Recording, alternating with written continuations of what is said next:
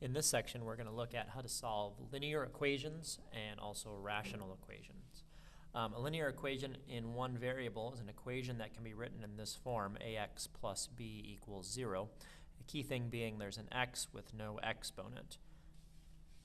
Example of a linear equation in one variable is something like 4x plus 12 equals 0. Solving an equation involves determining all the values of x that result in a true statement when substituted into the equation.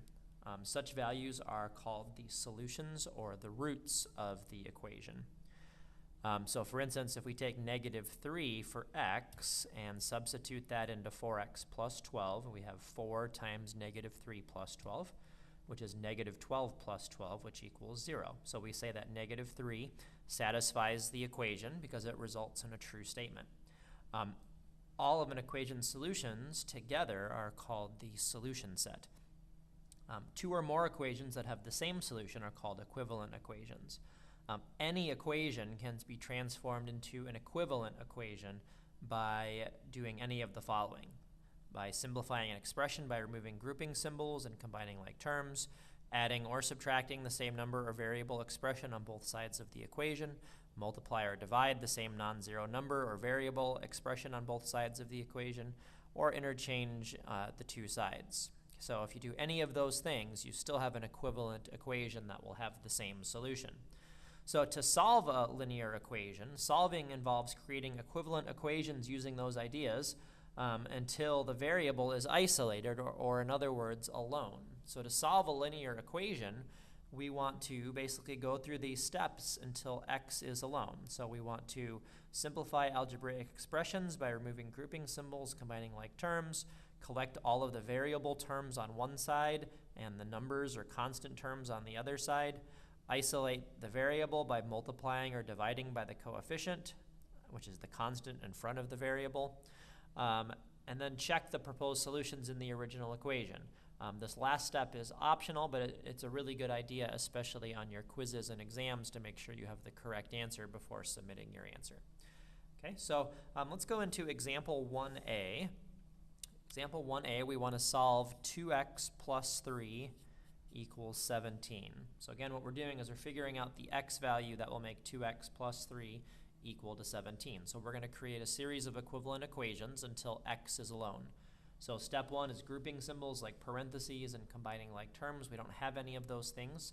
So we want to move to collecting the variable on one side and the constant terms on the other. So we want to eliminate plus 3 from the left-hand side, and we'll do that using its opposite sign, which is to subtract 3. Okay, so since 3 minus 3 is 0, we say that these two terms cancel. And we subtract on the right side as well. Whatever we do on the left-hand side, we have to do on the right-hand side as well. So we result in 2x equals 14. Okay, our last step is to isolate the variable by dividing the coefficient. Okay, so if I divide by 2, 2 divided by 2 is 1. And so that will result in 1x or just x. So dividing by 2 leaves us with just x, and 14 divided by 2 is 7. Okay, again, you can check that. To check, we take 7, replace x in our equation with 7, and we'd be checking, do we equal 17 when we do that? Well, 2 times 7 is 14, plus 3, and 14 plus 3 does equal 17, so that is the correct solution. So our solution is 7. Lots of problems will have you write that in proper set notation, and so on the homework you might see set symbols, and within those symbols you're going to type in 7. Okay, example 1b, we have 2 times x minus 3 minus 17 equals 13 minus 3 times x plus 2. So first thing is to eliminate our grouping symbols and combine like terms. So we want to use the distributive property. Multiply 2 times x and get 2x. 2 times minus 3 is minus 6.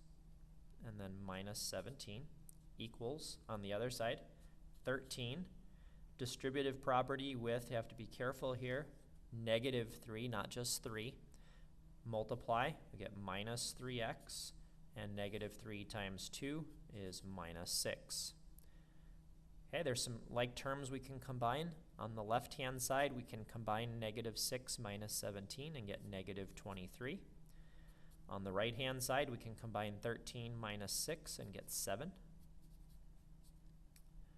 Next, we want to group our variables together.